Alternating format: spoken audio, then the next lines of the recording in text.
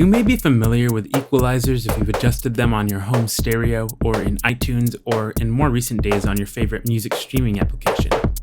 But what are they? How do they work, and how do we use them in music creation and sound design? We'll answer these questions today on the Modular Minute.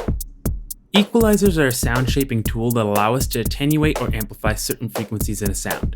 How it accomplishes only being able to affect certain frequencies requires a pretty thorough understanding of electronics or digital signal theory, but a very high-level explanation is that there is a certain relationship between the phase of a frequency and the time it takes to travel through a circuit. Basically, summing copies of a signal back onto itself after traveling a certain time can yield constructive or destructive results to a signal.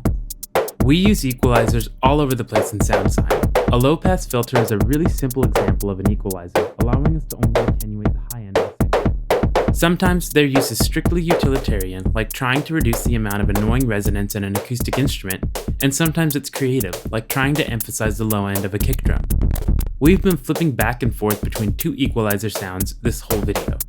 Here's the Schwab Modular Min EQ processing this drum patch.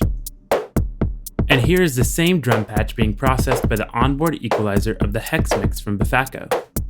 To avoid running the Min EQ through the hex mix channel strip, it's actually being sent to the aux return bus on the mixer. Both copies of the drum patch are running through an off-camera mute module to allow us to switch back and forth between the two sounds. Though technically, they're both running through a second EQ, which is the one found on the main output bus of the hex mix. You'll notice that the settings on each of these EQ modules look similar, but they sound different. That's actually one of the great things about hardware. Each equalizer has its own sound, and even multiple copies of the same unit might sound different. We hope this was helpful in better understanding equalizers, and a big shout out to Schwab Modular and Bafako for making great instruments.